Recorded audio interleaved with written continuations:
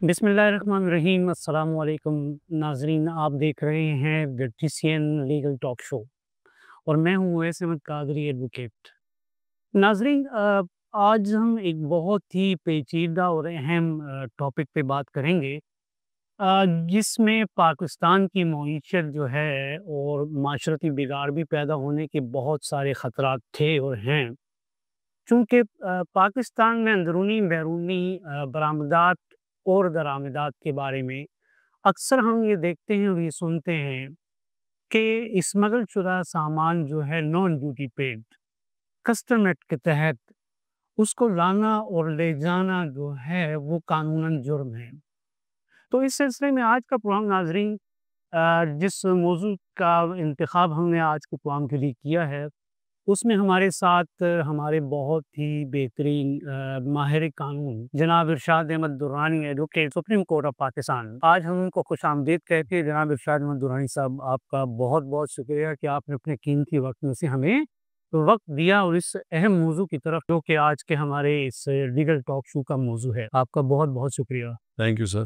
Thank you ji, मुझे बुलाने का शुक्रिया जी। जैसा कि नाज़रीन आप जानते हैं कि हमारे आज के लीगल टॉक शो का जो मौजू है वो है स्मगलिंग। तो जनाब इरशाद अहमद दुरानी साहब, आप ये बताइए कि स्मगलिंग स्मगलिंग बेसिकली कहते किसे हैं और इसको कैसे आप डिफाइन कैसे करेंगे और कौन से कवानीन हैं? स्मगलिंग की जो दफ़ा है, ये हम उस वक़्त लगाते हैं किसी पर, अगर वो मुल्क के अंदर इंपोर्ट करते वक़्त जिसको हम तरामदात कहते हैं या एक्सपोर्ट करते वक़्त जिसको हम बरामदात कहते हैं, उसमें कोई गलती करे। जैसे टैक्स छुपाने के लिए आधा सामान डिक्लेयर करे और आधा छुपा ले, ये भी स्मगलिंग है।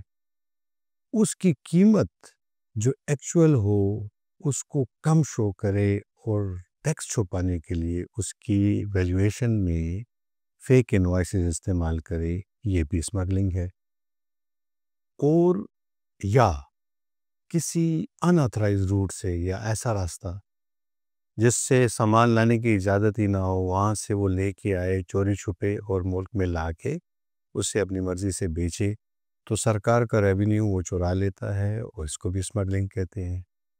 तो मुल्क के अंदर कोई भी चीज़ कानून कायदे रूल के फॉलो किए बगैर लेके आना या मुल्क से किसी दूसरे मुल्क को लेकर जाना जिसमें वाजिबात टैक्सेस ड्यूटी वगैरह शामिल हैं, उसको छुपाते हुए ये स्मगलिंग की दफ़ा में आता है और ये जो है तो कानूनन जुर्म है। जैसे आपने अभी कहा कि अनऑथराइज्ड रूट्स, तो डेफ़िनेटली कस्टम एक्ट के नीचे ऑथराइज़्ड रूट्स भी डिफ़ाइन होंगे कि कौन से वो रूट्स हैं, जैसे ज़मीनी रास्ता हो गया, समुद्री रास्ते हैं या हवाई जहाज़ के ज़रिए। तो यही रास्ते हैं कि इसके अलावा भी कोई रास्ते इस्तेमाल होते हैं? ये इस तरह है कि कस्टम एक्ट में बाकायदा से 2 सेक्शंस हैं, एक सेक्शन 9 है और एक सेक्शन 10 है, अच्छा जी। जिसमें लिस्ट दी गई है कि जी ये वो रास्ते हैं जिनके ज़रिए इंपोर्ट या एक्सपोर्ट की जा सकती है। सामान लाया भी जा लाया सकता है और और ले ले जाया जाया भी जा जा सकता है, वो नोटिफाइड होते हैं। अच्छा।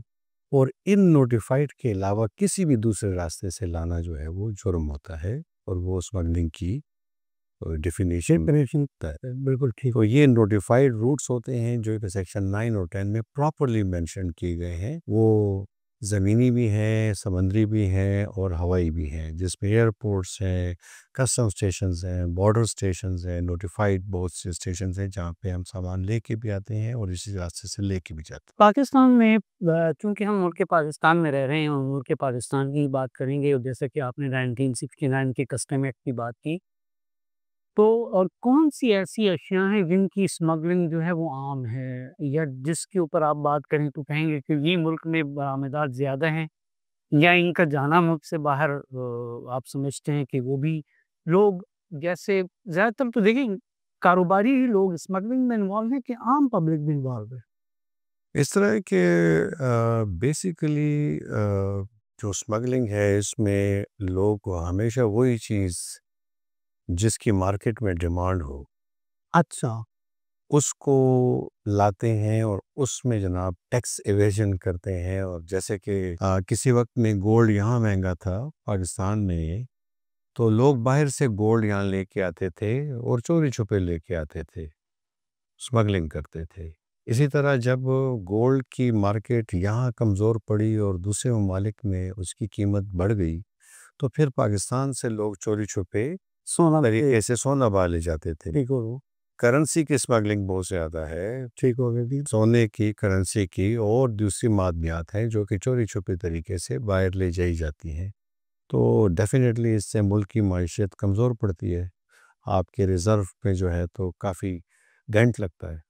तो ये इस तरफ लोगों का रुझान ज़्यादा है कि वो ज़रूरत की चीज़ें जो मार्केट में जिसकी ज़रूरत हो उसी में स्मगलिंग करते अच्छा, उसमें स्मगलिंग करते हैं। तो ज़्यादातर आप बहैसियत माहिर कानून आपका तो हमेशा इन्हीं किस्म के मुकदमात से भी वास्ता पड़ा, मुख्तलिफ कंपनीज़ के साथ भी आपकी अटैचमेंट रही है। तो आप क्या समझते हैं कि जब इस तरह की कोई केसेस सामने आते हैं, तो उसमें क्या कस्टम क्या रोल अपना अदा करता है? कस्टम्स के पास तो बहुत वसी इख्तियारात हैं। वो तो जनाब बॉर्डर पे और पाकिस्तान में कहीं पे भी किसी को भी किसी वक़्त चेक कर सकता है कि आपकी पोज़ीशन में ये जो चीज़ है, बेशक वो कर्ज़ी है, गोल्ड है, या जनाब आपका कोई गोदाम है जिसमें पड़ा हुआ सामान है, या आपकी कोई शॉप है जिसमें पड़ी हुई कमोडिटीज़ हैं, उसमें क्वेश्चन कर सकता है कि भई आप इसकी लॉफुल पोज़ीशन बताएँ कि आपके पास ये कैसे आई? ठीक हो तो वो जो है तो फिर बताता है कि मैंने ये परचेज़ की है। अगर परचेज़ की है तो वो अपना सोर्स बताता है, आएगा और अगर उसने इंपोर्ट की है तो वो इंपोर्ट डॉक्यूमेंट बताएगा। अगर वो इंपोर्ट डॉक्यूमेंट कि वो बताता है, ऑथराइज़्ड रूट से मेरे पास आए। वो इंपोर्ट डॉक्यूमेंट अगर बताता है जिसे हम जीडी बोलते हैं, तो फिर वो टैक्स प्रूव करेगा कि मैंने इस पे टैक्स दिया हुआ जीडी है। को अगर आप एक्सप्लेन करें, जीडी के किस चीज़ का वो कहेंगे आप? आप जिस वक़्त मुल्क में कोई सामान लेके आते हैं या लेके जाते हैं, उसको डिक्लेयर करना होता है। डिक्लेयर करना पड़ता तो जी का मतलब है गुड्स और डी का मतलब है डिक्लेरेशन। यानी गुड्स डिक्लेरेशन की बात हो गई। तो गुड्स डिक्लेरेशन इसको जीडी बोलते हैं। जी, इसके अंदर लाते वक़्त आ रही ना आपके पास? दोनों सूरतों आपका में दोनों सो दोनों सूरतों में आपने जीडी फाइल करनी होती है। लाते वक़्त भी, लेके जाते वक़्त भी। ठीक हो उसमें आपने उसकी वैल्यू, उसकी इनवॉइस, उसकी जनाब वाला ओरिजिन, ये अगर ले जा रहे हैं तो कि यहाँ का बना हुआ है, इससे मैंने ख़रीदा है और ये इतने टन है, इतने मन है, ये मैं एक्सपोर्ट करना चाह रहा हूँ, वो डिस्क्रिप्शन देता है। अच्छा, वो डिस्क्रिप्शन उसकी डिक्लेरेशन होती है। फिर कस्टम जब एक मर्तबा आपकी डिक्लेरेशन ले लेता है तो फिर वो उसको एग्ज़ामिन करता है फिज़िकली गुड्स के साथ। अच्छा कस्टम अथॉरिटीज़ जो हैं। हाँ, वो टैली करती हैं कि आपने 200 टन लिखा है, या जनाब 2 लाख आइटम्स लिखे हैं, या 5 हैं या 6 हैं, वो उसको एग्ज़ामिन करते हैं। उस जीडी अगर हाँ, अगर वो उसके साथ कोइंसाइड कर जाए, यानी कि उस जैसी हो, तो फिर वो जीडी जो है तो दुरुस्त करार पाई जाती है और गुड्स की इंपोर्ट या एक्सपोर्ट अलाउ कर दी जाती है। अलाउ कर दी तो जाती इसको जीडी बोलते हैं। है। और अगर ये सारी चीज़ों की रिक्वायरमेंट अगर पूरी नहीं की, तो वो बरामद या दरामद कोई सामान बाहर लेके गया है या अंदर लेके आया मुल्क पाकिस्तान के अंदर, तो वो स्मगलिंग कंसिडर होगी। वो इस तरह है कि एक होती है स्मगलिंग, एक होती है इवेजन। अच्छा, स्मगलिंग जो है वो उसकी डेफिनेशन थोड़ी मुख्तलिफ है। ठीक हो गया। उसमें जो है तो चोरी छुपे, अच्छा, यानी उसमें आपने कोई चीज़ भी चोरी छुपे लाना या ले जाना, और एक है आपकी जीडी फाइल करते वक्त आप मिस डिक्लेयर करते हैं। अच्छा, मिस डिक्लेरेशन जो है। मिस डिक्लेयर करते हैं यानी आपके आइटम फिजिकली 100 हैं और आपने शो किए हुए हैं 50 हैं, अच्छा, और वो जनाब पकड़े जाते हैं कि ये तो इसमें 50 ज़्यादा हैं, तो ये यहाँ पे इसको हम मिस डिक्लेरेशन कहेंगे। अच्छा, और ये आप टैक्स चुरा रहे हैं तो इसको हम इवेजन बोलेंगे। डिक्लेरेशन वो ये फिर इसके लिए के ज़ुमरे में फिर इसके लिए अपने सेक्शंस हैं। मिस डिक्लेरेशन के लिए 32 का सेक्शन है, फिर 32 की अपनी जो है तो पेनल्टी क्लॉज है, फिर उसके नीचे अपनी पनिशमेंट्स हैं, फिर उसके नीचे अपने वो इसमें हैं। अक्सर ये भी देखा गया है कि एफआईआर वगैरह भी लॉन्च होती है जब स्मगलिंग की बात या इन्वेजन की बात आई, या नहीं सिर्फ जो है वो आप कस्टम अथॉरिटी के पास ही जुरिस्डिक्शन चली जाती है? इस तरह के कानून तो ये बड़ा वाज़ेह है कि जब आपकी स्मगल्ड गुड्स की वैल्यू 5 लाख से तजावुज़ कर जाती है, अच्छा जी। तो 5 लाख से ऊपर फिर इनके पास जुरिस्डिक्शन है कि ये उसमें एफआईआर कर सकते। से एफआईआर करी। और फिर एफआईआर में जो है तो उसके ऊपर स्मगल्ड के जो दफ़े हैं वो लगाएंगे। अगर वो स्मगलिंग की गुड्स हैं तो सेक्शन 8 और 89 लगेगा। अगर वो बॉर्डर पे पकड़ा गया है तो 8 लगेगा, 156(8). ऐसी कोई प्रोडक्ट्स भी हैं जो कि आप कहती हैं कि वो प्रोहिबिटेड डॉक्यूमेंट प्रोडक्ट्स होंगी, रिस्ट्रिक्टेड प्रोडक्ट्स हैं, जिनका लाना पाकिस्तान में ममनू हो? बिल्कुल जी, इसलिए इम्पोर्ट पॉलिसी बनाई हुई है हाँ। बिहार ने। उसने गुड्स को कैटेगरीज में डिवाइड किया हुआ है कि ये उसमें जैसे अपेंडिक्स ए, बी, सी, डी, ई, एफ तक जाए तो उनके 5-6 चैप्टर्स हैं। उन्होंने हर गुड्स को अलहदा किया हुआ है कि ये आप बिल्कुल नहीं ला सकते, उसको हम बैंड आइटम कहते हैं। Pen order. फिर उसके बाद दूसरी कैटेगरी है, उसको हम रिस्ट्रिक्टेड आइटम कहते हैं कि चंद लोग उसे लेके आ अच्छा जी, सकते हैं। ठीक है? एग्जेम्पशन हासिल है। जी, फिर प्रोसीजरल आइटम्स हैं कि सिर्फ ये वो बंदा ला सकता है जो ये प्रोसीजर अडॉप्ट करेगा। अच्छा। फिर कंडीशनल है कि आप जनाब इतनी ला सकते हैं, इतनी नहीं ला सकते। तो इंपोर्ट पॉलिसी के अंदर ये प्रोहिबिशन क्लॉजेस सारी डाली गई हैं कि कुछ आइटम जो हैं, जैसे हम Israel made item, India made item ला ही नहीं सकते। अच्छा, ला ही नहीं सकते। वो हमारे कितने ही फ़ायदे का क्यों ना हो। और अगर ये हमारी पॉलिसी। से हमारी मार्केट्स में मौजूद हैं तो वो स्मगल्ड आइटम्स कंसिडर। हाँ, वो अगर पकड़ी जाएँगी तो इम्पोर्ट वायलेशन का उन पे केस बनेगा और वो काबिल ज़ब्त होगी अच्छा, काबिल ज़ब्त होगी, बिल्कुल ठीक। और उस पे पनिशमेंट भी होगी। तो यहाँ पे अगर ये देखा जाए कि क्या इम्पोर्ट पॉलिसी जो है वो हर साल तब्दील होती है, या उसका वही जो पहले से दी हुई है उसमें कोई अमेंडमेंट या चेंजेस का कोई सवाल पैदा होता है? इम्पोर्ट पॉलिसी तकरीबन हर साल उसमें कुछ ना कुछ अमेंडमेंट्स आती हैं। तो ये वो हुआर करता होगा। हाँ, वो मार्केट सप्लाई एंड डिमांड को देखते हुए कुछ चीज़ों पे टैक्सेस रिलैक्स करते हैं, कुछ चीज़ों पे प्रोहिबिशन लगा देते हैं रिक्वायरमेंट के मुताबिक। रिक्वायरमेंट के मुताबिक। तो इम्पोर्ट पॉलिसी में अमेंडमेंट वक्तन फ़वक्तन जारी रहती है। ठीक हो गया। स्पेशली आप करेंसी और गोल्ड में ये रिस्ट्रिक्शंस आती रहती हैं। लेकिन यहाँ पे क्या वो पब्लिकली अनाउंस होती है बात या नहीं? अब देखिए जनरल पब्लिक है, अगर कोई बंदा कुछ चीज़ इम्पोर्ट करना चाहता है, ये एक्सपोर्ट करना चाहता है, तो वो कैसे इन्फॉर्मेशन लेगा कि ये इम्पोर्ट पॉलिसी जो थी वो पहले वो चेंज हो गई, अब नई इम्पोर्ट पॉलिसी है। इस पॉलिसी के तहत मैं ये चीज़ें ला सकता हूँ, ये नहीं ला सकता। देखिए, अभी तो बड़ा क्लियर है, अभी तो इस वक़्त जो है तो आपके हाथ में एक मोबाइल है, उसमें जब लिखते हैं कि इम्पोर्ट पॉलिसी, उसके साथ लिख देते हैं कि जी आप मुझे 2004 की चाहिए, 8 की चाहिए, तो 10 की चाहिए, तो वो पूरी इम्पोर्ट पॉलिसी खुल ये जाती है बड़ी अहम बात। और वो आपको एक-एक चीज़ के मुतालिक बताती है कि ये आप ला सकते हैं, नहीं ला सकते हैं, इतनी ला सकते हैं, इससे बाहर आपके ऊपर पाबंदी है, ये आप कर सकते हैं। फिर इम्पोर्ट पॉलिसी बड़ी क्या क्लियर। वो ये सारी इन्फॉर्मेशन एफबीआर की वेबसाइट पे अवेलेबल है या कहीं से भी हम सर्च कर सकते? इसकी तो अपनी बुक भी आती है। अच्छा, अपनी हर साल जो है तो आती है इम्पोर्ट पॉलिसी, ठीक है? इसी तरह एक्सपोर्ट पॉलिसी भी आती है। उसको हम इम्पोर्ट पॉलिसी ऑर्डर बोलते हैं। इसी तरह जब हम मुल्क से बाहर सामान ले जाने के मामले होते हैं तो फिर एक्सपोर्ट पॉलिसी ऑर्डर आता है। तो ये हर साल आता है और उसमें 19-20 ही होता है ज़्यादा, लेकिन कोई ना कोई चीज़ नई बीच में अमेंड होके आ जाती है। तो ये हर साल आता है और ये ईज़िली तमाम बुक शॉप्स पे अवेलेबल होता है, बल्कि यहाँ नेट पे पे इस भी मौके पर हम एक वक्फे पे के लिए जाएँगे और वक्फे के बाद दोबारा मुलाकात करते हैं।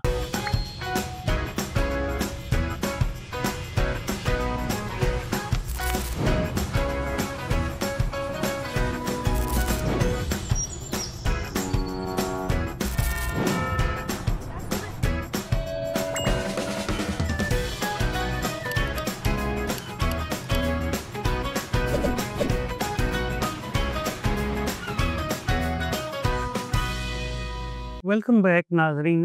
वक्फे पर जाने से पहले हम अपने माहिर कानून से बात कर रहे थे कि स्मगलिंग के वो कौन से ज़राए हैं, वो कौन से मराहिल हैं जिनको पूरा न करने की वजह से, जैसे हम बरामदात और दरामदात की बात करते हैं, पाकिस्तान के अंदर कोई सामान लेके आना या बाहर लेके जाना, तो उस सूरत हाल में स्मगलिंग कहाँ पे कंसिडर होती है और हमारे कस्टम लॉज़ कहाँ पे अप्लाई होते हैं?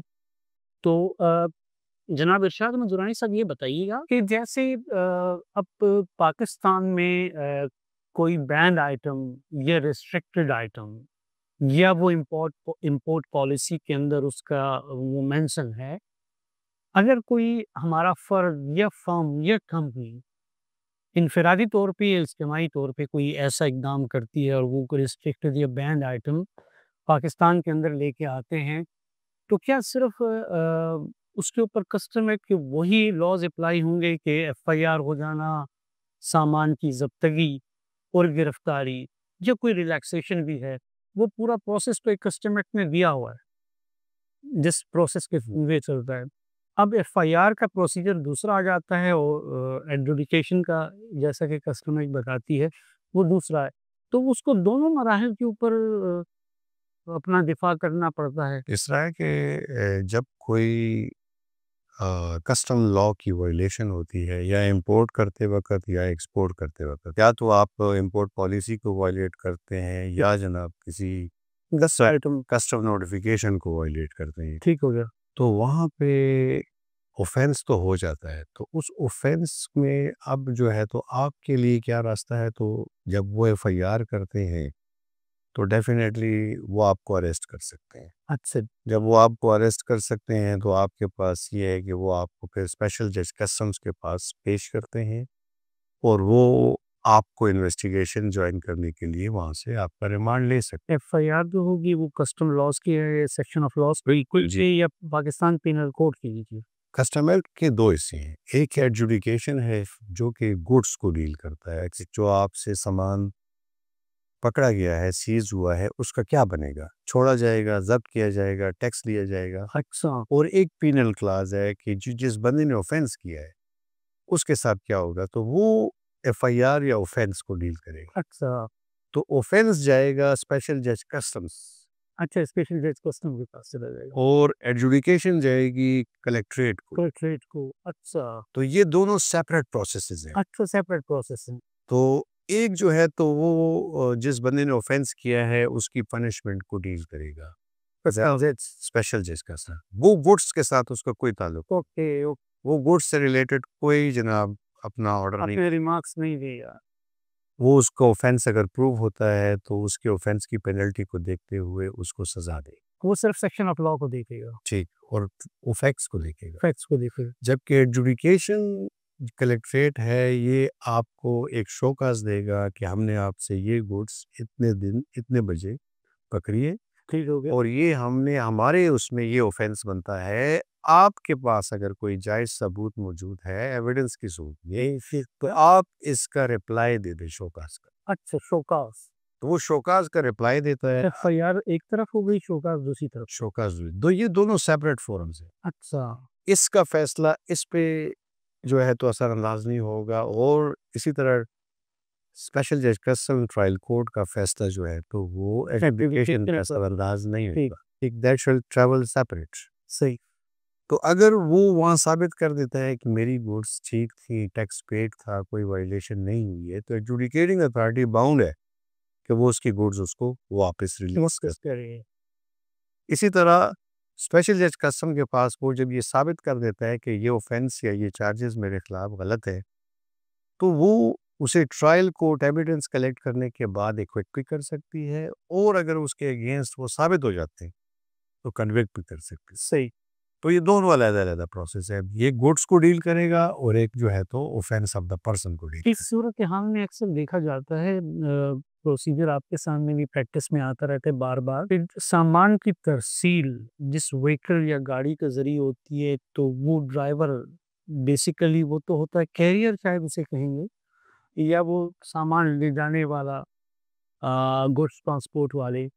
तो क्या सामान के साथ-साथ ओनर ऑफ द गुड्स और the owner of the vehicle और व्हीकल भी जो है इन्वॉल्व होती है कि नहीं, वो उसको कोई रिलीफ मिलता है वहाँ पे? देखिए किसी भी स्मगलिंग के ऑफेंस में जी, ट्रांसपोर्ट व्हीकल का बहुत अमल दखल होता है।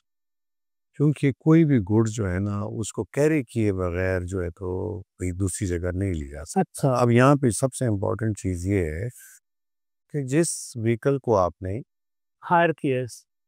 सीज कर दिया है कि जी इसमें आपने स्मगल्ड गुड्स है, तो उस व्हीकल के ड्राइवर को नोटिस दिया जाता है कि ये गुड्स आपकी गाड़ी से बरामद हैं, ठीक हो गया। हम आपकी गाड़ी भी सीज करते हैं क्योंकि ये गुड्स स्मगल्ड हैं और इसमें आप भी उतने ही मुलविस हो जितना ओनर ऑफ द गुड्स मुलविस है। उसको 157 के नीचे चार्ज करते हैं वो। फिर उसने साबित करना होता है कि जी देखें ये मेरे नॉलेज में नहीं था, या जनाब आई एम इनोसेंट, मेरा कोई किनाइमेंस नहीं है, मैंने तो सिंपल रेंट पे ये जनाब लेके जा रहा हूँ, मेरे पास तो प्रॉपर ट्रांसपोर्ट अड्डे की बिल्टी है। अब तो कानून और भी सख्त हो गया, बल्कि सुप्रीम कोर्ट ने अभी लास्ट एक वर्डिक्ट दिया है कि स्मगलिंग को रोकने के लिए गाड़ियों को हमें डेफिनेटली सीज करके जब्त करना हो। अच्छा, चाहे वो रजिस्टर्ड गाड़ी है। रजिस्टर्ड गाड़ियों को भी जो है तो जब्त करना होगा। तो अभी कानून बड़े सख्त कर दिए गए हैं। अभी बहुत कम चांसेस होते हैं ड्राइवर्स के लिए कि वो लेकिन देखने में ये आता है कि हमारे ड्राइवर जो कैरियर हैं या वो सामान को कैरी कर रहे हैं, वो तो एक अनएजुकेटेड अनपढ़ लोग होते हैं, उनकी नॉलेज नहीं होती।